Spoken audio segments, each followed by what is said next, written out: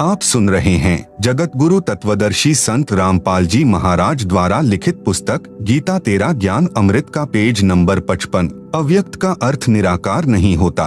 क्षरपुरुष यानी ब्रह्म ने प्रतिज्ञा की है कि मैं कभी भी अपने वास्तविक रूप में किसी को भी दर्शन नहीं दूंगा। प्रमाण गीता अध्याय 11 श्लोक 47-48 में, जिसमें कहा है कि हे अर्जुन, यह मेरा विराट रूप आपने देखा, यह मेरा रूप आपके अतिरिक्त पहले किसी ने नहीं देखा, मैंने तुझ पर अनुग्रह करके दिखाया है। गीता अध्याय 11 श्लोक 48 में कहा है कि यह मेरा स्वरूप न तो वेदों में वर्णित विधि से, न जप से, न तप से, न यज्ञ आदि से देखा जा सकता। इससे सिद्ध हुआ कि क्षर पुरुष यानी गीता ज्ञानदाता को किसी भी ऋषि, महर्षि व साधक ने नहीं देखा, जिस कारण से इसे निराकार मान बैठे। सूक्ष्म वेद यानी तत्व ज्ञान में कहा है कि खोजत खोजत था किया, अंत में कहा बेचून यानी निराकार, न गुरु पूरा न साधना, सत्य हो रहे जून मन जून यानी जन्म मरण। अब गीता अध्याय 7 श्लोक 24 से 25 में गीता ज्ञान दाता ने स्पष्ट कर ही दिया है कि मैं अपनी योग माया से छिपा रहता हूँ, किसी के समक्ष नहीं आता, मैं अव्यक्त हूँ। छिपा है तो साकार है। अक्षर पुरुष भी अव्यक्त है, यह ऊपर प्रमाणित हो चुका है। इस प्रभु यानी अक्षर पुरुष की यहाँ कोई भूमिका नहीं है, यह अपने 7 शंख ब्रह्मांडों तक सीमित है, इसलिए इसको कोई नहीं देख सका। परम अक्षर पुरुष इस प्रभु की सर्व ब्रह्मांडों में भूमिका है। यह सत्यलोक में रहते हैं, जो पृथ्वी से 16 शंख कोस दूर है। एक कोस लगभग 3 किलोमीटर का होता है। इसकी प्राप्ति की साधना वेदों यानी चारों वेदों में वर्णित नहीं है, जिस कारण से इस प्रभु को कोई नहीं देख सका। जब यह प्रभु यानी परम अक्षर ब्रह्म पृथ्वी पर सहशरीर प्रकट होता है तो कोई इन्हें पहचान नहीं पाता। परमात्मा कहते भी हैं कि हम ही अलग अल्लाह हैं, कुतुब गोस और पीर, गरीब दास खालिक धनी, हमरा नाम कबीर। हम पूर्ण परमात्मा हैं, हम ही पीर अर्थात सत्य ज्ञान देने वाले सतगुरु हैं। सर्व सृष्टि का मालिक भी मैं ही हूँ, मेरा नाम कबीर है। परंतु सर्व साधकों, ऋषियों, महर्षियों ने यही ज्ञान दृढ़ कर रखा होता है कि परमात्मा तो निराकार है, वह देखा नहीं जा सकता। यह पृथ्वी पर विचरने वाला जुलाहा यानी धानक कबीर एक कवि कैसे परम अक्षर ब्रह्म हो सकता है? उसका समाधान इस प्रकार है, विश्व में कोई भी परमात्मा चाहने वाला बुद्धिमान व्यक्ति चारों वेदों ऋग्वेद, यजुर्वेद, सामवेद तथा अथर्ववेद को गलत नहीं मानता। वर्तमान में आर्य समाज के प्रवर्तक महर्षि दयानंद को वेदों का पूर्ण विद्वान माना जाता रहा है। इनका भी यह कहना है कि परमात्मा निराकार है। आप सुन रहे हैं जगत गुरु तत्वदर्शी संत रामपाल जी महाराज द्वारा लिखित पुस्तक गीता तेरा ज्ञान अमृत का पेज नंबर 56। आर्य समाज और महर्षि दयानंद वेदों के ज्ञान को सत्य मानते हैं। इन्होंने स्वयं ही वेदों का हिंदी अनुवाद किया है, जिसमें स्पष्ट लिखा है कि परमात्मा ऊपर के लोक में रहता है, वहां से गति करके यानी चलकर सहशरीर पृथ्वी पर आता है, अच्छी आत्माओं को मिलता है, उनको यथार्थ भक्ति का ज्ञान सुनाता है। परमात्मा तत्व ज्ञान अपने मुख कमल से उच्चारण करके लोकोक्तियों, साखियों, शब्दों, दोहों तथा चौपाइयों के रूप में पदों द्वारा बोलता है, जिस कारण से प्रसिद्ध कवि की उपाधि भी प्राप्त करता है।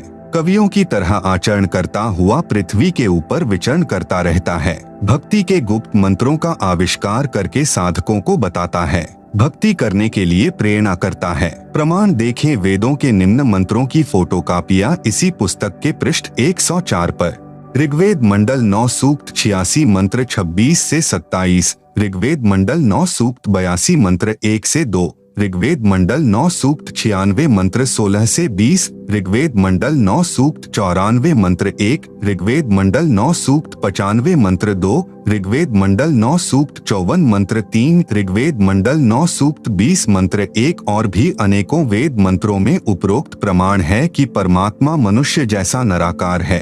श्रीमद् भगवत गीता अध्याय 4 श्लोक 32 तथा 34 में भी प्रमाण है। गीता ज्ञान दाता ने बताया कि हे अर्जुन, परम अक्षर ब्रह्म अपने मुख कमल से तत्व ज्ञान बोलकर बताता है। उस सच्चिदानंद घन ब्रह्म की वाणी में यज्ञों अर्थात धार्मिक अनुष्ठानों की जानकारी विस्तार से कही गई है। उसको जानकर सर्व पापों से मुक्त हो जाएगा। फिर गीता अध्याय 4 श्लोक 34 में कहा है कि उस ज्ञान को तू तत्वदर्शी संतों के पास जाकर समझ। उनको दंडवत प्रणाम करके विनय पूर्वक प्रश्न करने से वे तत्वदर्शी संत तुझे तत्व ज्ञान का उपदेश करेंगे। यह प्रमाण आपको बताए और विशेष बात यह है कि गीता चारों वेदों का सारांश है। इसमें सांकेतिक ज्ञान अधिक है। यह भी स्पष्ट हुआ कि तत्व ज्ञान गीता ज्ञान से भी भिन्न है। वह केवल तत्वदर्शी संत ही जानते हैं, जिनको परम अक्षर ब्रह्म स्वयं आकर धरती पर मिलते हैं। प्रश्न 28, किन किन पुण्यात्मा महात्माओं को परमात्मा मिले हैं? उत्तर, परमात्मा चारों युगों में प्रकट होकर ज्ञान सुनाते हैं। नंबर 1, सतयुग में सत्य सुकृत नाम से। नंबर 2, त्रेता युग में मुनींद्र नाम से। नंबर 3, द्वापर युग में करुणामय नाम से। नंबर 4, कलयुग में कबीर नाम से परमेश्वर प्रकट हुए हैं। सूक्ष्म वेद में कहा है, सतयुग में सत्सुकृत कह टेरा, त्रेता नाम मुनींद्र मेरा, द्वापर में करुणामय कहाया, कलयुग नाम कबीर धराया। आप सुन रहे हैं जगत गुरु तत्वदर्शी संत रामपाल जी महाराज द्वारा लिखित पुस्तक गीता तेरा ज्ञान अमृत का पेज नंबर 57। किस किस को मिला परमात्मा? कलयुग में परमेश्वर जिन जिन महान आत्माओं को मिले उनको तत्व ज्ञान बताया, उनका मैं संक्षिप्त वर्णन करता हूँ। संत धर्मदास जी से प्रथम बार परमेश्वर कबीर जी का साक्षात्कार। नंबर 1, श्री धर्मदास जी बनिया जाति से थे, जो बांधवगढ़ मध्य प्रदेश के रहने वाले बहुत धनी व्यक्ति थे। उनको भक्ति की प्रेरणा बचपन से ही थी, जिस कारण से एक रूप दास नाम के वैष्णव संत को गुरु धारण कर रखा था। हिंदू धर्म में जन्म होने के कारण संत रूपदास जी श्री धर्मदास जी को रामकृष्ण, विष्णु तथा शंकर जी की भक्ति करने को कहते थे। एकादशी का व्रत, तीर्थों पर भ्रमण करना, श्राद्ध कर्म, पिंडोदक क्रिया सब करने की राय दे रखी थी। गुरु रूपदास जी द्वारा बताई सर्व साधना श्री धर्मदास जी पूरी आस्था के साथ किया करते थे। गुरु रूपदास जी की आज्ञा लेकर धर्मदास जी मथुरा नगरी में तीर्थ दर्शन, तीर्थ स्नान करने तथा गिरिराज यानी गोवर्धन पर्वत की परिक्रमा करने के लिए गए थे। परम अक्षर ब्रह्म एक जिंदा महात्मा की वेशभूषा में धर्मदास जी को स्वयं मथुरा में मिले। श्री धर्मदास जी ने उस तीर्थ तालाब में स्नान किया जिसमें श्री कृष्ण जी बाल्यकाल में स्नान किया करते थे। फिर उसी जल से एक लोटा भरकर लाए। भगवान श्री कृष्ण जी की पीतल की मूर्ति यानी सालिग्राम के चरणों पर डालकर दूसरे बर्तन में डालकर चरणामृत बनाकर पिया। फिर सालिग्राम को स्नान करवाकर अपना कर्मकांड पूरा किया। एक स्थान को लीपकर अर्थात गारा तथा गाय का गोबर मिलाकर कुछ भूमि पर पलस्तर करके उस पर स्वच्छ कपड़ा बिछाकर श्रीमद् भगवत गीता का पाठ करने बैठे। यह सर्व क्रिया जब धर्मदास जी कर रहे थे, परमात्मा जिंदा वेश में थोड़ी दूरी पर बैठे देख रहे थे। धर्मदास जी भी देख रहे थे कि एक मुसलमान संत मेरी भक्ति क्रियाओं को बहुत ध्यानपूर्वक देख रहा है। लगता है इसको हम हिंदुओं की साधना मन भा गई है। इसलिए श्रीमद् भगवत गीता का पाठ कुछ ऊंचे स्वर में करने लगा तथा हिंदी का अनुवाद भी पढ़ने लगा। परमेश्वर उठकर धर्मदास जी के निकट आकर बैठ गए। धर्मदास जी को अपना अनुमान सत्य लगा कि वास्तव में इस जिंदा वेशधारी बाबा को हमारे धर्म का भक्ति मार्ग अच्छा लग रहा है। इसलिए उस दिन गीता के कई अध्याय पढ़े तथा उनका अर्थ भी सुनाया। जब धर्मदास जी अपना दैनिक भक्ति कर्म कर चुका, तब परमात्मा ने कहा कि हे महात्मा जी, आपका शुभ नाम क्या है? कौन जाति से हैं? आप जी कहाँ के निवासी हैं? किस धर्म पंथ से जुड़े हैं? कृपया बताने का कष्ट करें। मुझे आपका ज्ञान बहुत अच्छा लगा। मुझे भी कुछ भक्ति ज्ञान सुनाइए। आपकी अति कृपा होगी। आप सुन रहे हैं जगत गुरु तत्वदर्शी संत रामपाल जी महाराज द्वारा लिखित पुस्तक गीता तेरा ज्ञान अमृत का पेज नंबर 58। धर्मदास जी ने उत्तर दिया, मेरा नाम धर्मदास है। मैं बांधवगढ़ गांव का रहने वाला वैश्य कुल से हूँ। मैं वैष्णव पंथ से दीक्षित हूँ। हिंदू धर्म में जन्मा हूँ। मैंने पूरे निश्चय के साथ तथा अच्छी तरह ज्ञान समझकर वैष्णव पंथ से दीक्षा ली है। मेरे गुरुदेव श्री रूपदास जी हैं। आध्यात्म ज्ञान से मैं परिपूर्ण हूँ। अन्य किसी की बातों में आने वाला मैं नहीं हूँ। रामकृष्ण जो श्री विष्णु जी के ही अवतार हुए हैं तथा भगवान शंकर की भी पूजा करता हूँ। एकादशी का व्रत रखता हूँ। तीर्थों में जाता हूँ, वहाँ दान करता हूँ। शालिग्राम की पूजा नित्य करता हूँ। यह पवित्र पुस्तक श्रीमद् भगवत गीता है। इसका नित्य पाठ करता हूँ। मैं अपने पूर्वजों का जो स्वर्गवासी हो चुके हैं श्राद्ध भी करता हूँ, पिंडदान भी करता हूँ। मैं कोई जीव हिंसा नहीं करता, मांस, मदिरा, तंबाकू सेवन नहीं करता। परमेश्वर कबीर जी ने पूछा कि आप जिस पुस्तक को पढ़ रहे थे इसका नाम क्या है? धर्मदास जी ने बताया कि यह श्रीमद् भगवत गीता है। हम शुद्ध रहते हैं, शूद्र को निकट भी नहीं आने देते। प्रश्न नंबर 29, कबीर जी जिंदा रूप में आप क्या नाम जाप करते हो? उत्तर, धर्मदास जी का हम हरे कृष्ण कृष्ण कृष्ण हरे हरे, ओम नमः शिवाय, ओम भगवते वासुदेवाय नमः, राधे राधे श्याम मिला दे गायत्री मंत्र का जाप 108 बार प्रतिदिन करता हूँ। विष्णु सहस्र नाम का जाप भी करता हूँ। प्रश्न नंबर 30, जिंदा बाबा का के महात्मा धर्मदास गीता का ज्ञान किसने दिया? उत्तर, धर्मदास का कुल के मालिक सर्वशक्तिमान भगवान श्री कृष्ण जी ने, यही श्री विष्णु जी हैं। प्रश्न नंबर 31, जिंदा बाबा रूप में परमात्मा का आप जी के पूज्य देव श्री कृष्ण अर्थात श्री विष्णु हैं। उनका बताया भक्ति ज्ञान गीता शास्त्र है। हे धर्मदास, एक किसान को वृद्धावस्था में पुत्र प्राप्त हुआ। किसान ने विचार किया कि जब तक पुत्र कृषि करने योग्य होगा तब तक मेरी मृत्यु हो जाएगी। इसलिए उसने कृषि करने का तरीका अपना अनुभव एक बही यानी रजिस्टर में लिख दिया। अपने पुत्र से कहा कि बेटा, जब आप युवा हो जाओ तो मेरे इस रजिस्टर में लिखे अनुभव को बार बार पढ़ना, इसके अनुसार फसल बोना। कुछ दिन पश्चात पिता की मृत्यु हो गई। पुत्र प्रतिदिन अपने पिता के अनुभव का पाठ करने लगा, परंतु फसल का बीज व बिजाई, सिंचाई उस अनुभव के विपरीत करता था। तो क्या वह पुत्र अपने कृषि के कार्य में सफलता प्राप्त करेगा? उत्तर, धर्मदास का इस प्रकार तो पुत्र निर्धन हो जाएगा। उसको तो पिता के लिखे अनुभव के अनुसार प्रत्येक कार्य करना चाहिए। वह तो मूर्ख पुत्र है। आप सुन रहे हैं जगत गुरु तत्वदर्शी संत रामपाल जी महाराज द्वारा लिखित पुस्तक गीता तेरा ज्ञान अमृत का पेज नंबर 59। प्रश्न नंबर 32, बाबा जिंदा रूप में भगवान जी का। हे धर्मदास जी, गीता शास्त्र आपके परमपिता भगवान कृष्ण उर्फ विष्णु जी का अनुभव तथा आपको आदेश है कि इस गीता शास्त्र में लिखे मेरे अनुभव को पढ़कर इसके अनुसार भक्ति करोगे तो मोक्ष प्राप्त करोगे। क्या आप जी गीता में लिखे श्री कृष्ण जी के आदेशानुसार भक्ति कर रहे हो? क्या गीता में वे मंत्र जाप करने के लिए लिखा है जो आप जी के गुरुजी ने आप जी को जाप करने के लिए दिए हैं? हरे राम राम राम हरे हरे, हरे कृष्णा कृष्ण कृष्ण हरे हरे, ओम नमः शिवाय, ओम भगवते वासुदेवाय नमः, राधे राधे श्याम मिला दे गायत्री मंत्र तथा विष्णु सहस्र नाम। क्या गीता जी में एकादशी का व्रत करने तथा श्राद्ध कर्म करने, पिंडोदक क्रिया करने का आदेश है?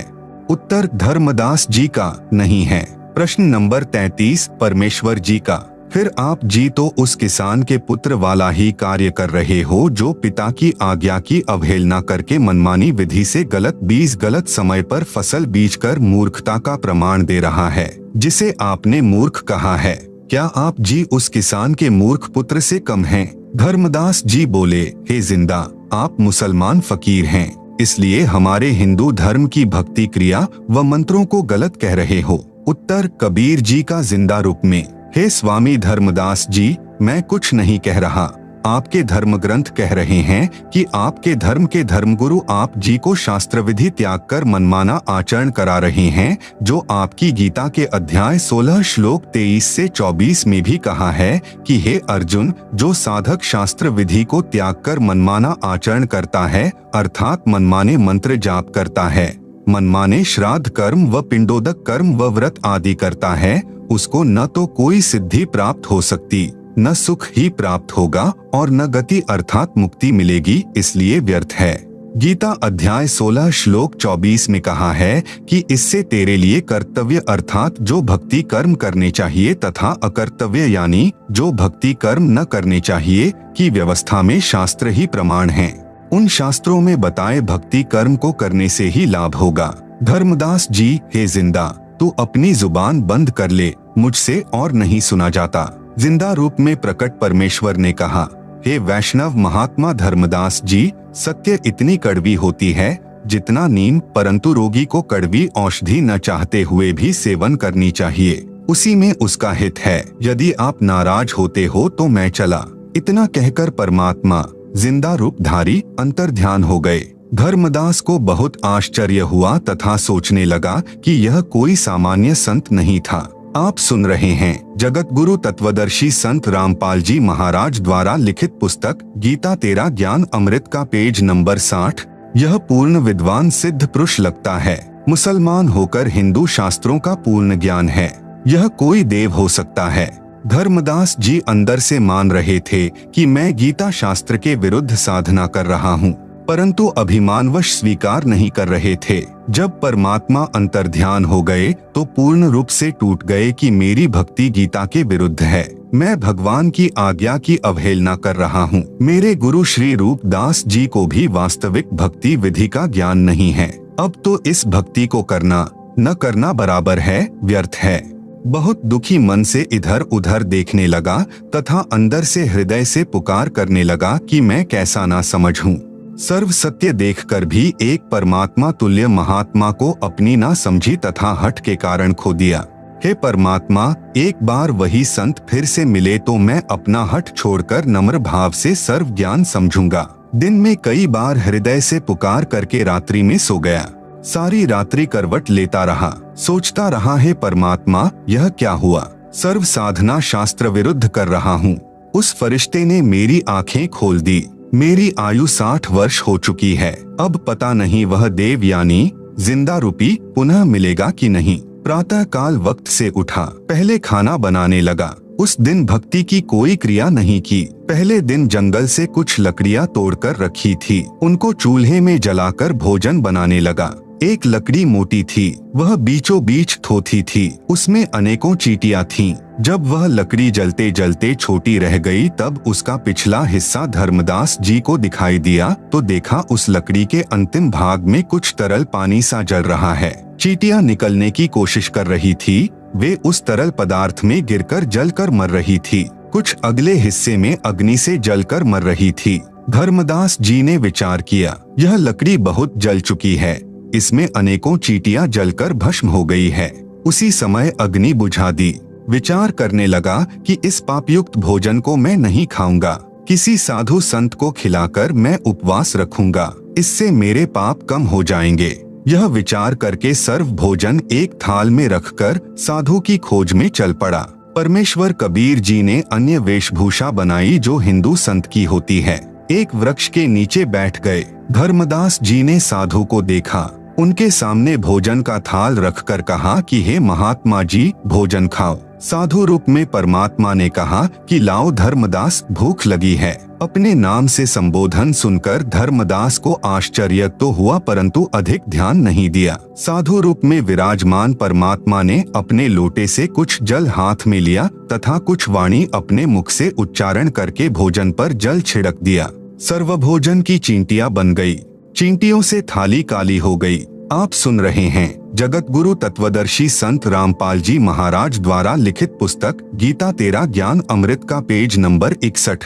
चींटियां अपने अंडों को मुख में लेकर थाली से बाहर निकलने की कोशिश करने लगी। परमात्मा भी उसी जिंदा महात्मा के रूप में हो गए। तब कहा कि हे धर्मदास वैष्णव संत, आप बता रहे थे कि हम कोई जीव हिंसा नहीं करते, आपसे तो कसाई भी कम हिंसक है। आपने तो करोड़ों जीवों की हिंसा कर दी। धर्मदास जी उसी समय साधु के चरणों में गिर गया तथा पूर्व दिन हुई गलती की क्षमा मांगी तथा प्रार्थना की कि हे प्रभु, मुझ अज्ञानी को क्षमा करो। मैं कहीं का नहीं रहा क्योंकि पहले वाली साधना पूर्ण रूप से शास्त्र विरुद्ध है, उसे करने का कोई लाभ नहीं। यह आप जी ने गीता से ही प्रमाणित कर दिया। शास्त्र अनुकूल साधना किससे मिले यह आप ही बता सकते हैं। मैं आपसे पूर्ण आध्यात्मिक ज्ञान सुनने का इच्छुक हूँ। कृपया मुझ किंकर पर दया करके मुझे वह ज्ञान सुनाएं जिससे मेरा मोक्ष हो सके। व्रत करना गीता अनुसार कैसा है? परमेश्वर जिंदा साधु के रूप में बोले कि हे धर्मदास, आप एकादशी का व्रत करते हो।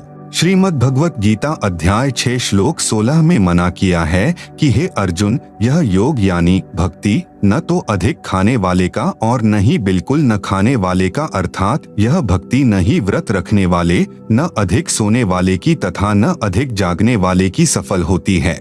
इस श्लोक में व्रत रखना पूर्ण रूप से मना है। देख अपनी गीता खोलकर। धर्मदास जी को गीता के श्लोक याद भी थे क्योंकि प्रतिदिन पाठ किया करता था। फिर भी सोचा कि कहीं जिंदा संत नाराज न हो जाए, इसलिए गीता खोलकर अध्याय 6 श्लोक 16 पढ़ा तथा स्वीकारा कि आपने मेरी आंखें खोल दी जिंदा। आप तो परमात्मा के स्वरूप लगते हो। श्राद्ध पिंडदान गीता अनुसार कैसा है? आप श्राद्ध व पिंडदान करते हो। गीता अध्याय 9 श्लोक 25 में स्पष्ट किया है कि भूत पूजने वाले भूतों को प्राप्त होंगे। श्राद्ध करना, पिंडदान करना यह भूत पूजा है, यह व्यर्थ साधना है। श्राद्ध पिंडदान के प्रति रुचि ऋषि का वेदमत। मार्कंडेय पुराण में रौच्य ऋषि के जन्म की कथा आती है। एक रुचि ऋषि था। वह ब्रह्मचर्य का पालन करते हुए वेदों अनुसार साधना करता था। विवाह नहीं कराया था। रुचि ऋषि के पिता, दादा, परदादा तथा तीसरे दादा सब पितर यानी भूत योनि में भूखे प्यासे भटक रहे थे। एक दिन उन चारों ने रुचि ऋषि को दर्शन दिए तथा कहा कि बेटा, आपने विवाह क्यों नहीं किया? विवाह करके हमारे श्राद्ध करना। रुचि ऋषि ने कहा कि हे पितामहो, वेद में इस श्राद्ध आदि कर्म को अविधा कहा है, मूर्खों का कार्य कहा है। आप सुन रहे हैं जगत गुरु तत्वदर्शी संत रामपाल जी महाराज द्वारा लिखित पुस्तक गीता तेरा ज्ञान अमृत का पेज नंबर 62। फिर आप मुझे इस कर्म को करने को क्यों कह रहे हो? पितरों ने कहा कि यह बात सत्य है कि श्राद्ध आदि कर्म को वेदों में अविद्या अर्थात मूर्खों का कार्य ही कहा है। फिर उन पितरों ने वेद विरुद्ध ज्ञान बताकर रुचि ऋषि को भ्रमित कर दिया क्योंकि मोह भी अज्ञान की जड़ है।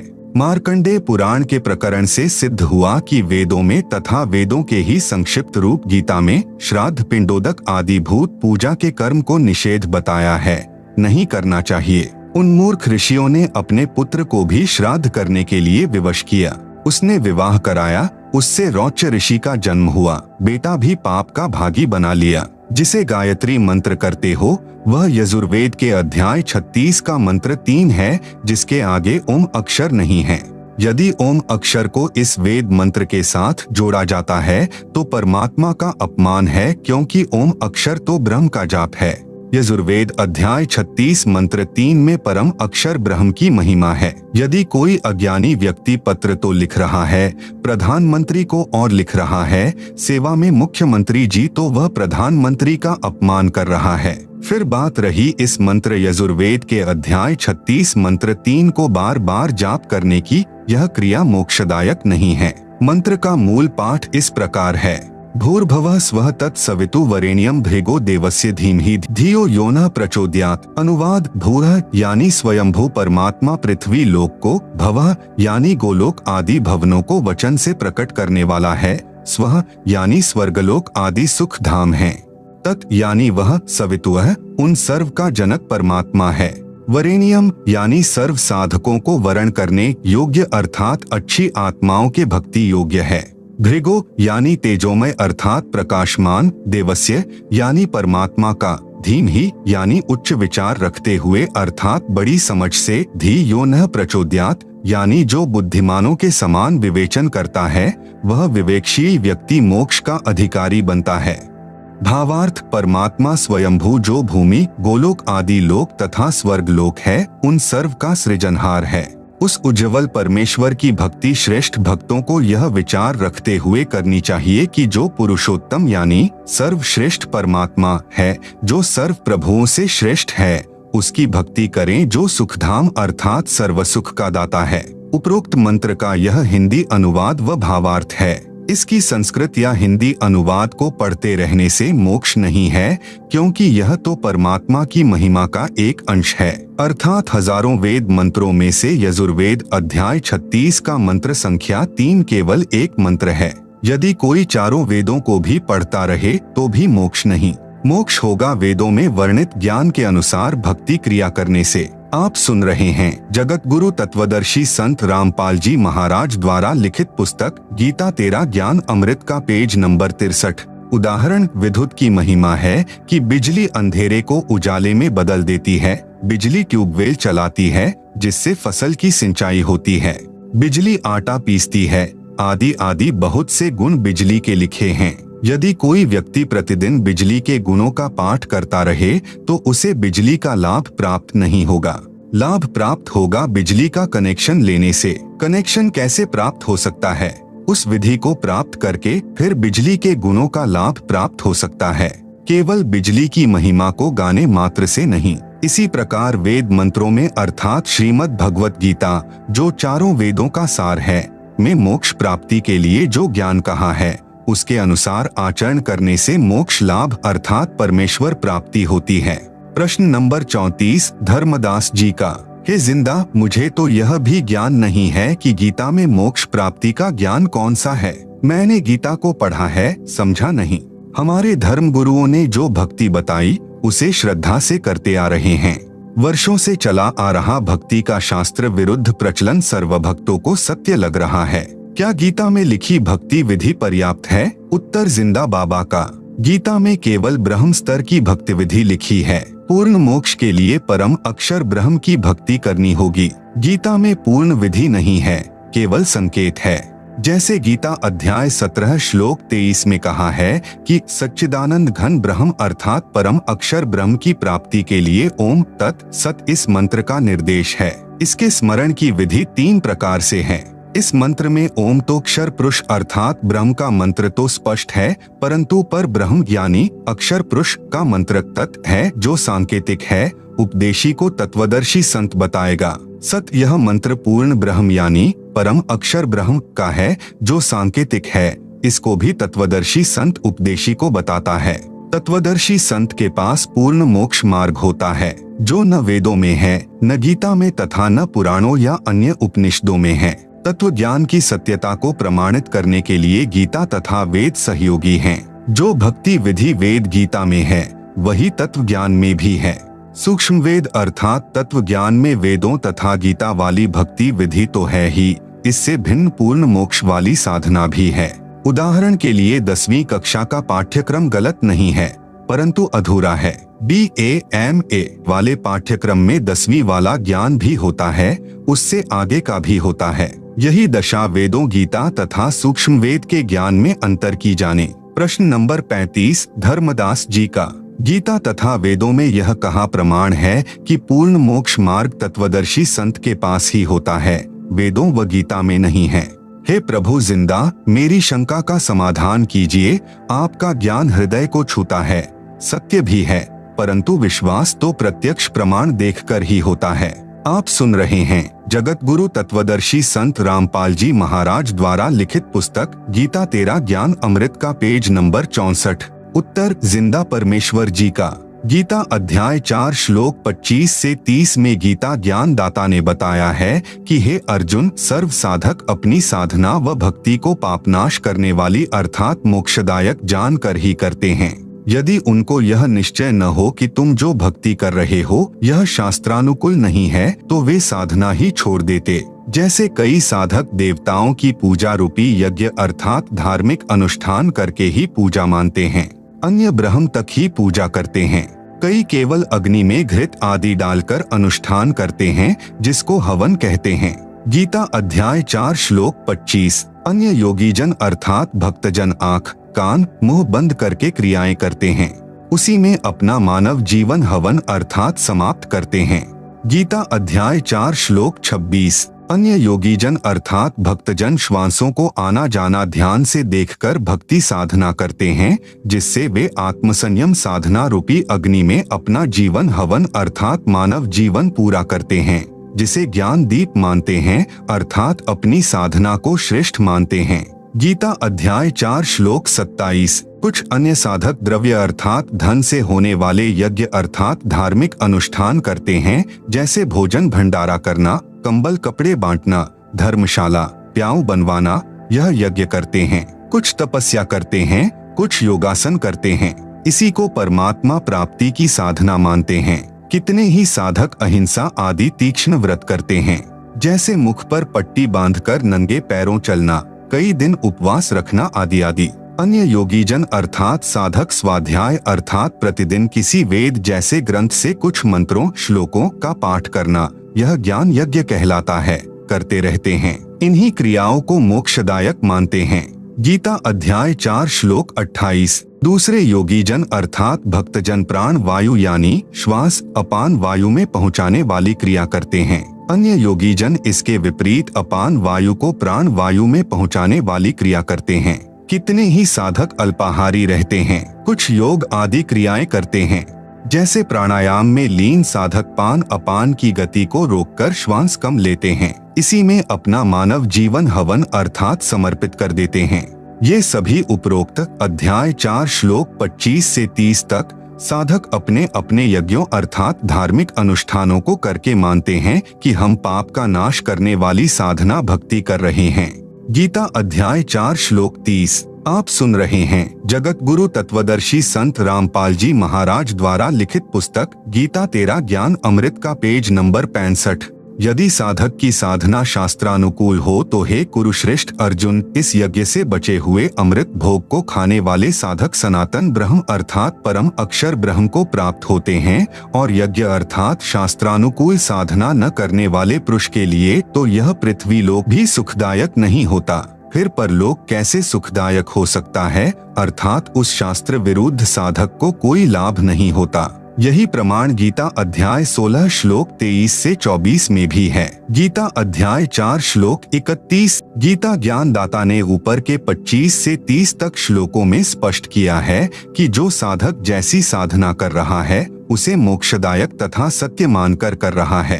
परंतु गीता अध्याय 4 के ही श्लोक 32 में बताया कि यज्ञों अर्थात धार्मिक अनुष्ठानों का यथार्थ ज्ञान ब्रह्मणः मुखे यानी परम अक्षर ब्रह्म स्वयं अपने मुख कमल से बोलकर देता है।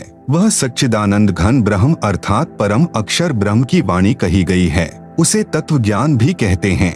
उसी को 5वां वेद यानी सूक्ष्म वेद भी कहते हैं। उस तत्व ज्ञान में भक्ति विधि विस्तार के साथ बताई गई है। उसको जानकर साधक सर्व पापों से मुक्त हो जाता है अर्थात पूर्ण मोक्ष को प्राप्त हो जाता है। नोट: गीता अध्याय 4 श्लोक 32 के अनुवाद में सर्व अनुवादकों ने एक जैसी ही गलती कर रखी है।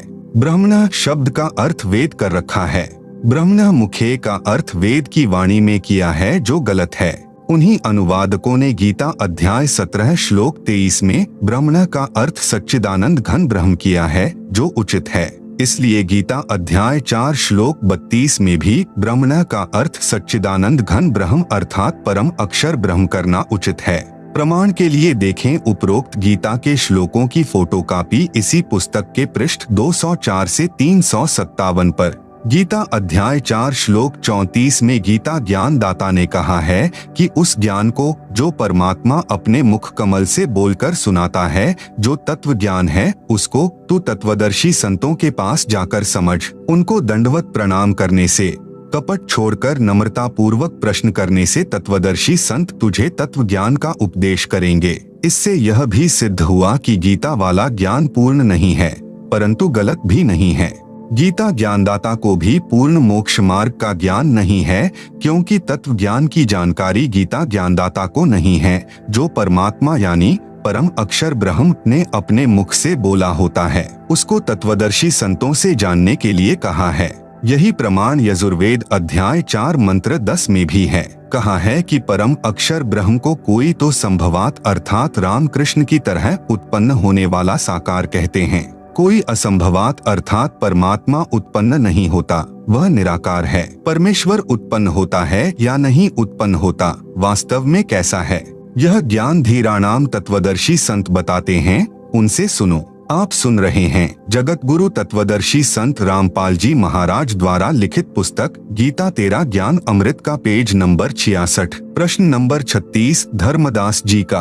हे प्रभु, हे जिंदा तत्वदर्शी संत की क्या पहचान है तथा प्रमाणित सदग्रंथों में कहाँ प्रमाण है? आपका ज्ञान आत्मा के आर पार हो रहा है। गीता का शब्दा शब्द यथार्थ भावार्थ आप जी के मुख कमल से सुनकर युगों की प्यासी आत्मा कुछ तृप्त हो रही है, गदगद हो रही है। उत्तर जिंदा परमेश्वर जी का।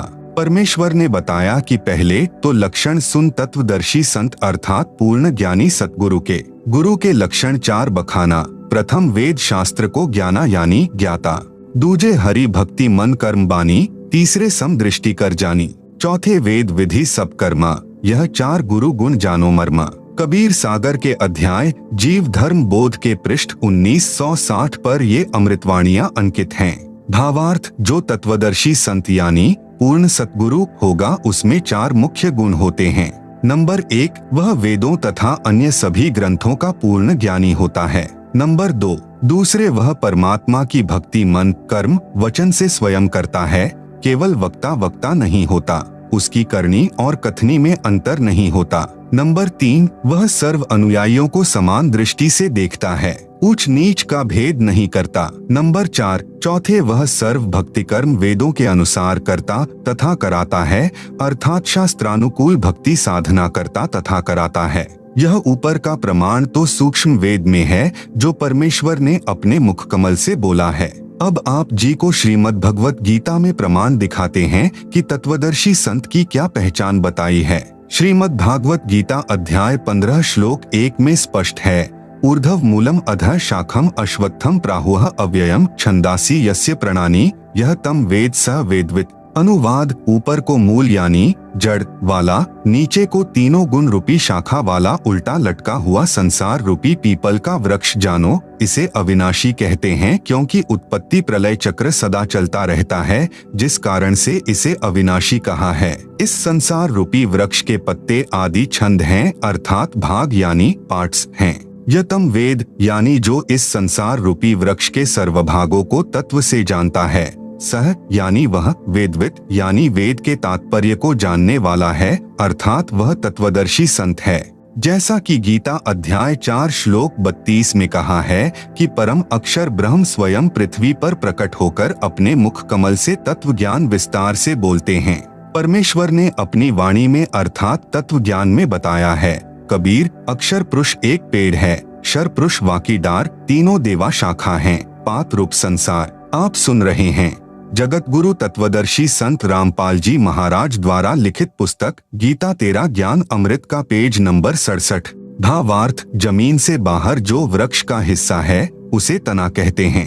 तना तो जानो अक्षर पुरुष, तने से कई मोटी डार निकलती हैं। उनमें से एक मोटी डार जानो अक्षर पुरुष, उस डार से 3 शाखा निकलती हैं, उनको जानो तीनों देवता, रजगुण ब्रह्मा जी, सतगुण विष्णु जी तथा तमगुण शिव शंकर जी, और इन शाखाओं को पत्ते लगते हैं, उन पत्तों को संसार जानो। गीता अध्याय 15 श्लोक 1 से 4 में सांकेतिक विवरण है।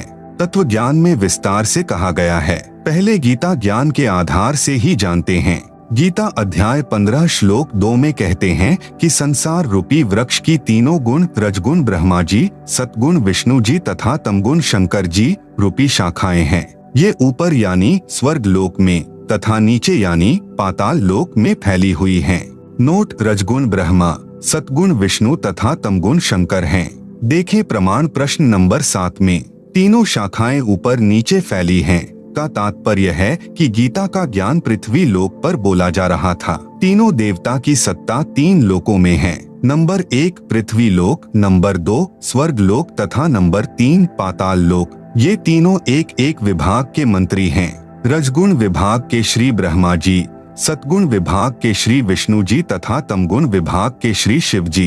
गीता अध्याय 15 श्लोक 3 में कहा है कि हे अर्जुन, इस संसार रूपी वृक्ष का स्वरूप जैसे यहाँ यानी विचार काल में अर्थात तेरे और मेरे गीता के ज्ञान की चर्चा में नहीं पाया जाता, अर्थात मैं नहीं बता पाऊंगा क्योंकि इसके आदि और अंत का मुझे अच्छी तरह ज्ञान नहीं है। इसलिए इस अतिदृढ़ मूल वाले अर्थात जिस संसार रूपी वृक्ष की मूल है वह परमात्मा भी अविनाशी है तथा उनका स्थान सत्यलोक, अलख लोक, अगम लोक तथा अकह लोक, ये 4 ऊपर के लोक भी अविनाशी हैं। इन चारों में एक ही परमात्मा भिन्न भिन्न रूप बनाकर सिंहासन पर विराजमान है। इसलिए इसको सुदृढ़ मूलम अति दृढ़ मूल वाला कहा है। इसे तत्व ज्ञान रूपी शस्त्र से काटकर अर्थात तत्वदर्शी संत से तत्व ज्ञान समझकर फिर गीता अध्याय 15 श्लोक 4 में कहा है कि उसके पश्चात परमेश्वर के उस परमपद अर्थात सत्यलोक की खोज करनी चाहिए, जहां जाने के पश्चात साधक फिर लौटकर संसार में कभी नहीं आते। जिस परमेश्वर से संसार रूपी वृक्ष की प्रवृत्ति विस्तार को प्राप्त हुई है, अर्थात जिस परमेश्वर ने सर्व संसार की रचना की है, उसी परमेश्वर की भक्ति को पहले तत्वदर्शी संत से समझो। गीता ज्ञान दाता अपनी भक्ति को भी मना कर रहा है। गीता अध्याय 15 श्लोक 16 से 17 में 3 प्रभु बताए हैं। श्लोक 16 में 2 पुरुष कहे हैं, क्षर पुरुष अक्षर पुरुष, ये दोनों नाशवान हैं। श्लोक 17 में तीसरा परम अक्षर पुरुष है जो संसार रूपी वृक्ष का मूल यानी जड़ है। आप सुन रहे हैं जगत गुरु तत्वदर्शी संत रामपाल जी महाराज द्वारा लिखित पुस्तक गीता तेरा ज्ञान अमृत का पेज नंबर 68। वह वास्तव में अविनाशी है। जड़ यानी मूल से ही वृक्ष के सर्व भागों, तना, डार, शाखाओं तथा पत्तों को आहार प्राप्त होता है। वह परम अक्षर पुरुष ही तीनों लोकों में प्रवेश करके सबका धारण पोषण करता है। उसी मूल यानी मालिक की पूजा करनी चाहिए। इस विवरण में तत्वदर्शी संत की पहचान तथा गीता ज्ञान दाता की अल्पज्ञता अर्थात तत्वज्ञानहीनता स्पष्ट है। जिंदा बाबा का दूसरी बार अंतर्ध्यान होना। धर्मदास जी ने कहा, हे जिंदा, आप यह क्या कह रहे हो कि श्री विष्णु जी तीनों लोकों में केवल एक विभाग के मंत्री हैं? आप गलत कह रहे हो। श्री विष्णु जी तो अखिल ब्रह्मांड के स्वामी हैं। ये ही श्री ब्रह्मा रूप में उत्पत्ति करते हैं, विष्णु रूप होकर संसार का पालन करते हैं तथा शिव रूप होकर संहार करते हैं। ये तो कुल के मालिक हैं। यदि फिर से आपने श्री विष्णु जी को अपमानित किया तो ठीक बात नहीं रहेगी। परमेश्वर कबीर जी ने कहा, मूर्ख के समझावते ज्ञान गाठी का जाए, कोयला होत न उजला, भावे 100 मन साबुन लाए। इतना कहकर परमेश्वर जिंदा रूपधारी अंतर्ध्यान हो गए। दूसरी बार परमेश्वर को खोने के पश्चात धर्मदास बहुत उदास हो गए। भगवान विष्णु में इतनी अटूट आस्था थी कि आंखों प्रमाण देखकर भी झूठ को त्यागने को तैयार नहीं थे। कबीर जानबूझ साची तजय, करे झूठ से नेह, ताकि संगति है प्रभु स्वपन में भी ना दे। कुछ देर के पश्चात धर्मदास की बुद्धि से काल का साया हटा और अपनी गलती पर विचार किया कि सब प्रमाण गीता से ही प्रत्यक्ष किए गए थे। जिंदा बाबा ने अपनी ओर से तो कुछ नहीं कहा। मैं कितना अभागा हूँ कि मैंने अपने हठी व्यवहार से देव स्वरूप तत्वदर्शी संत को खो दिया। अब तो वे देव नहीं मिलेंगे, मेरा जीवन व्यर्थ जाएगा। यह विचार करके धर्मदास सिहर उठा अर्थात भय से कांपने लगा। खाना भी कम खाने लगा, उदास रहने लगा तथा मन मन में अर्जी लगाने लगा, हे देव, हे जिंदा बाबा, एक बार दर्शन दे दो। भविष्य में ऐसी गलती कभी नहीं करूँगा। मैं आपसे करबद्ध प्रार्थना करता हूँ। मुझ मूर्ख की औछी मंदी बातों पर ध्यान न दो। मुझे फिर मिलो गुसाई। आपका ज्ञान सत्य, आप सत्य, आप जी का एक एक वचन अमृत है। कृपया दर्शन दो, नहीं तो अधिक दिन मेरा जीवन नहीं रहेगा। तीसरे दिन परमेश्वर कबीर जी एक दरिया के किनारे वृक्ष के नीचे बैठे थे। आप सुन रहे हैं जगत गुरु तत्वदर्शी संत रामपाल जी महाराज द्वारा लिखित पुस्तक गीता तेरा ज्ञान अमृत का पेज नंबर 69। आसपास कुछ आवारा गायें भी उसी वृक्ष के नीचे बैठी जुगाली कर रही थीं। कुछ दरिया के किनारे घास चर रही थी। धर्मदास की दृष्टि दरिया के किनारे पीताम्बर पहने बैठे संत पर पड़ी। देखा आसपास गायें चर रही है। ऐसा लगा जैसे साक्षात भगवान कृष्ण अपने लोक से आकर बैठे हों। धर्मदास उत्सुकता से संत के पास गया तथा देखा यह तो कोई सामान्य संत है। फिर भी सोचा चरण स्पर्श करके फिर आगे बढ़ूंगा। धर्मदास जी ने जब चरणों का स्पर्श किया, मस्तक चरणों पर रखा तो ऐसा लगा कि जैसे रुई को छुआ हो। फिर चरणों को हाथों से दबा दबा कर देखा तो उनमें कहीं भी हड्डी नहीं थी। ऊपर चेहरे की ओर देखा तो वही बाबा जिंदा उसी पहले वाली वेशभूषा में बैठा था। धर्मदास जी ने चरणों को दृढ़ करके पकड़ लिया कि कहीं फिर से न चले जाएं और अपनी गलती की क्षमा याचना की। कहा कि हे जिंदा, आप तो तत्वदर्शी संत हो, मैं एक भ्रमित जिज्ञासु हूँ। जब तक मेरी शंकाओं का समाधान नहीं होगा तब तक मेरा अज्ञान नाश कैसे होगा? आप तो महाकृपालु हैं, मुझ किंकर पर दया करो, मेरा अज्ञान हटाओ प्रभु। प्रश्न नंबर 37 धर्मदास जी का, हे जिंदा, यदि श्री विष्णु जी पूर्ण परमात्मा नहीं है तो कौन है पूर्ण परमात्मा? कृपया गीता से प्रमाण देना। उत्तर कृपया पढ़ें। प्रश्न नंबर 15 का उत्तर जो जिंदा रूप धारी परमेश्वर ने धर्मदास को सुनाया। प्रश्न नंबर 38 धर्मदास जी ने पूछा कि क्या श्री विष्णु जी और शंकर जी की पूजा करनी चाहिए? उत्तर जिंदा बाबा का, नहीं करनी चाहिए। प्रश्न नंबर 39 धर्मदास जी का, कृपया गीता से प्रमाणित कीजिए। उत्तर कृपया पढ़े प्रश्न नंबर 17 का उत्तर। धर्मदास को प्रभु ने सुनाया। गीता शास्त्र से प्रत्यक्ष प्रमाण देखकर धर्मदास की आंखें खुली की खुली रह गई, जैसे किसी को सदमा लग गया हो। झूठ कह नहीं सकता, स्वीकार करने के लिए अभी वक्त लगेगा। जिंदा रूपधारी परमेश्वर ने धर्मदास को संबोधित करते हुए कहा कि हे वैष्णव महात्मा, कौन सी दुनिया में चले गए, लौट आओ। मानो धर्मदास नींद से जागा हो। सावधान होकर कहा, कुछ नहीं, कृपया और ज्ञान सुनाओ ताकि मेरा भ्रम दूर हो सके। परमेश्वर कबीर जी ने सृष्टि की रचना धर्मदास जी को सुनाई। कृपया पढ़े इसी पुस्तक के पृष्ठ 120 पर। सृष्टि रचना सुनकर धर्मदास जी को ऐसा लगा मानो पागल हो जाऊंगा, क्योंकि जो ज्ञान आज तक हिंदू धर्मगुरुओं, ऋषियों, महर्षियों, संतों से सुना था वह निराधार तथा अप्रमाणित लग रहा था। जिंदा बाबा हिंदू सदग्रंथों से ही प्रमाणित कर रहे थे। आप सुन रहे हैं जगत गुरु तत्वदर्शी संत रामपाल जी महाराज द्वारा लिखित पुस्तक गीता तेरा ज्ञान अमृत का पेज नंबर 70। शंका का कोई स्थान नहीं था। मन में सोच रहा था कि कहीं मैं पागल तो नहीं हो जाऊंगा। प्रश्न नंबर 40 धर्मदास जी का। हे जिंदा, क्या हिंदू धर्म के गुरुओं तथा ऋषियों को शास्त्रों का ज्ञान नहीं है? उत्तर जिंदा महात्मा का। क्या यह बताने की भी आवश्यकता शेष है? धर्मदास जी की अन्य संतों से ज्ञान चर्चा। प्रश्न नंबर 41 धर्मदास जी का। धर्मदास जी ने मन में विचार किया कि यह कैसे हो सकता है कि हिंदू धर्म के किसी संत, गुरु, महर्षि को सत्य अध्यात्म ज्ञान नहीं। यह कहकर धर्मदास जी के मन में आया कि किसी महामंडलेश्वर से ज्ञान सुनना चाहिए। एक रमते फकीर के पास क्या मिलेगा? यह बात मन में सोच ही रहा था कि परमेश्वर जिंदा जी ने धर्मदास जी के मन का दोष जानकर कहा कि आप अपने महामंडलेश्वरों से ज्ञान प्राप्त कर लो। यह कहकर परमेश्वर तीसरी बार अंतर्ध्यान हो गए। धर्मदास जी ठगे से रह गए और अपने मन के दोष को जिंदा महात्मा के मुखकमल से सुनकर बहुत शर्मसार हुए। जब प्रभु अंतर्ध्यान हो गए तो बहुत व्याकुल हो गया, परंतु धर्मदास जी को आशा थी कि हमारे महामंडलेश्वरों के पास तत्व ज्ञान अवश्य मिलेगा। यदि जिंदा बाबा यानी मुसलमान के ज्ञान को तत्व ज्ञान मानकर साधना स्वीकार करना तो ऐसा लग रहा है जैसे धर्म परिवर्तन करना हो। यह समाज में निंदा का कारण बनेगा।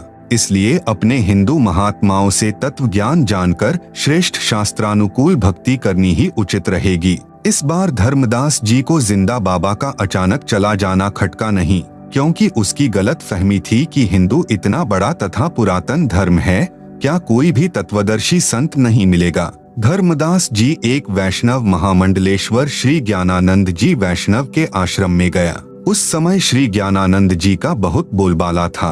वह स्वामी रामानंद जी काशी वाले का शिष्य था, परंतु उस समय स्वामी रामानंद जी तो परमेश्वर कबीर जी का शिष्य गुरु बन चुका था। वह अपने ज्ञान को अज्ञान मान चुका था। स्वामी रामानंद जी ने अपने सर्वऋषि शिष्यों से बोल दिया था कि मेरे द्वारा बताया ज्ञान व्यर्थ है और यह साधना शास्त्र विरुद्ध है। आप सब परमेश्वर कबीर जी से दीक्षा ले लें। परंतु जाति का अभिमान, शिष्यों में प्रतिष्ठा, ज्ञान के स्थान पर अज्ञान का भंडार जीव को सत्य स्वीकार करने नहीं देता। कबीर राज तजना सहज है, सहज स्त्रिया का नेह, मान बढ़ाई ईर्ष्या, दुर्लभ तजना ये। धर्मदास जी ने श्री ज्ञानानंद जी से प्रश्न किया कि हे स्वामी जी, क्या भगवान विष्णु से भी ऊपर कोई प्रभु है? आप सुन रहे हैं जगत गुरु तत्वदर्शी संत रामपाल जी महाराज द्वारा लिखित पुस्तक गीता तेरा ज्ञान अमृत का पेज नंबर 71। श्री ज्ञानानंद जी ने उत्तर दिया कि श्री विष्णु स्वयं परम ब्रह्म परमात्मा है, इनसे ऊपर कौन हो सकता है। श्री कृष्ण जी भी श्री विष्णु जी स्वयं ही थे। उन्होंने ही श्रीमद् भगवत गीता का ज्ञान दिया। आपको किसने भ्रमित कर दिया? धर्मदास जी ने पूछा कि गीता अध्याय 8 श्लोक 1 में अर्जुन ने पूछा कि तत्ब्रह्म क्या है। गीता अध्याय 8 श्लोक 3 में भगवान ने कहा है कि वह परम अक्षर ब्रह्म है। यह तो भगवान कृष्ण से अन्य प्रभु हुआ। ज्ञानानंद स्वामी बोला, लगता है कि तेरे को उस काशी वाले जुलाहे का जादू चढ़ा हुआ है। चल चल अपना काम कर, भगवान कृष्ण से अन्य कोई प्रभु नहीं है। धर्मदास जी को पता चल गया कि इसके पास वह ज्ञान नहीं है जो जिंदा बाबा ने प्रमाणों सहित बताया है। धर्मदास निराश होकर वहां से चल दिया। धर्मदास जी को यह नहीं पता था कि काशी वाला जुलाहा वह बाबा जिंदा ही है।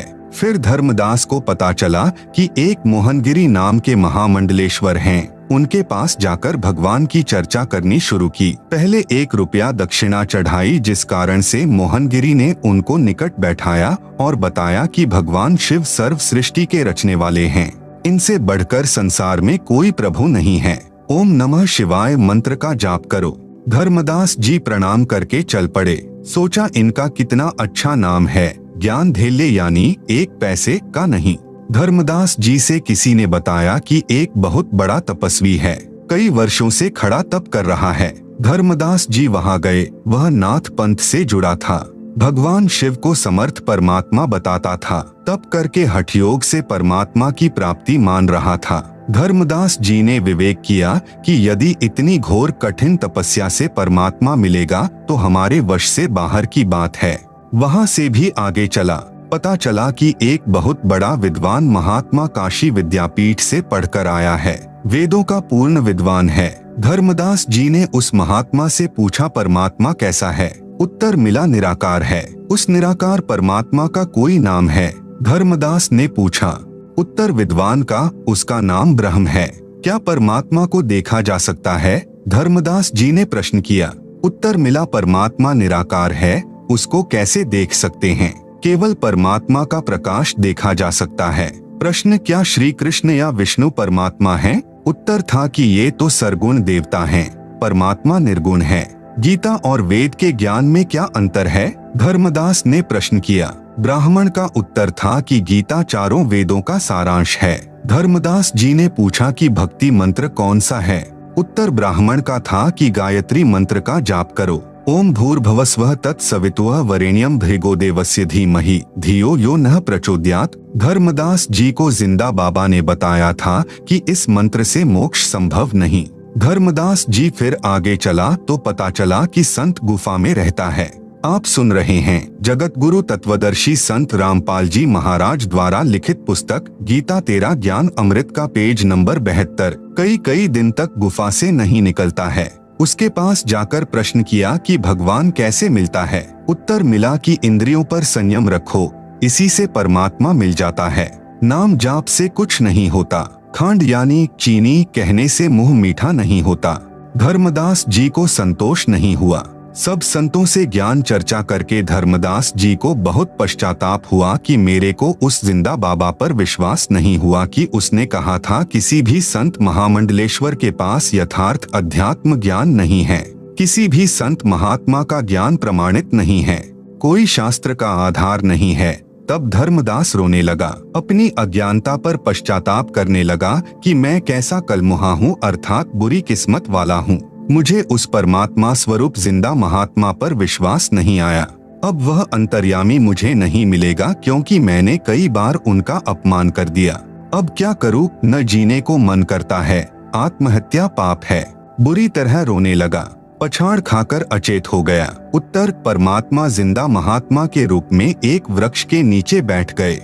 धर्मदास जी सचेत हुआ और हृदय से पुकार की कि हे जिंदा, एक बार दर्शन दे दो, मैं टूट चुका हूँ, किसी के पास ज्ञान नहीं है, आपकी सर्व बातें सत्य हैं। परमात्मा एक बार मुझ अज्ञानी महामूर्ख को क्षमा करो परमेश्वर। आप जिंदा नहीं परमात्मा हो, आप महाविद्वान हो, आपके ज्ञान का कोई सामना करने वाला नहीं है। मैं जिंदगी में कभी आप पर अविश्वास नहीं करूंगा। ऐसे विचार कर आगे चला तो देखा एक वृक्ष के नीचे एक साधु बैठा है, कुछ व्यक्ति उसके पास बैठे हैं। धर्मदास जी ने सोचा कि मैं तो उन महामंडलेश्वरों से मिलकर आया हूँ जिनके पास कई सैकड़ों भक्त दर्शनार्थ बैठे रहते हैं, इस छोटे साधु से क्या मिलना। परंतु अपने आप मन में आया कि कुछ देर विश्राम करना है, यहीं कर लेता हूँ। फिर सोचा कि प्रश्न करता हूँ। पूछा, है महात्मा जी, परमात्मा कैसा है?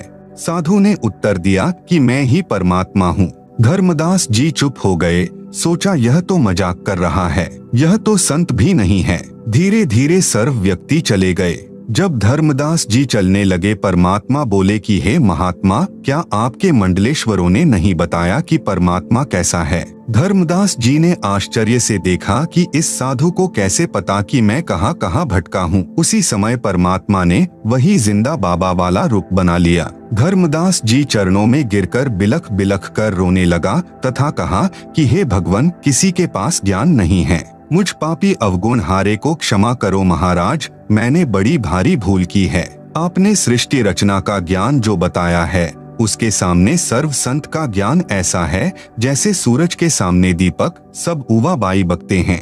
आप सुन रहे हैं जगत गुरु तत्वदर्शी संत रामपाल जी महाराज द्वारा लिखित पुस्तक गीता तेरा ज्ञान अमृत का पेज नंबर 73। परमेश्वर ने धर्मदास जी से कहा कि आपने जिन वेदों के पूर्ण विद्वान से प्रश्न किया था कि परमात्मा कैसा है, उत्तर मिला कि परमात्मा निराकार है। आपने प्रश्न किया था कि क्या परमात्मा देखा जा सकता है, उस अज्ञानी का उत्तर था कि जब परमात्मा निराकार है तो उसे देखने का प्रश्न ही नहीं है, परमात्मा का प्रकाश देखा जा सकता है। विचार करो धर्मदास, यह विचार तो ऐसे व्यक्ति के हैं जैसे किसी नेत्रहीन से कोई प्रश्न करे कि सूर्य कैसा है, उत्तर मिला कि सूर्य निराकार है। फिर प्रश्न किया कि क्या सूर्य को देखा जा सकता है, उत्तर मिले कि सूर्य को नहीं देखा जा सकता, सूर्य का प्रकाश देखा जाता है। उस नेत्रहीन से पूछे कि सूर्य बिना प्रकाश किसका देखा जा सकता है। इसी प्रकार अध्यात्म ज्ञान नेत्रहीन अर्थात पूर्ण अज्ञानी संत ऐसी व्याख्या किया करते हैं कि परमात्मा तो निराकार है,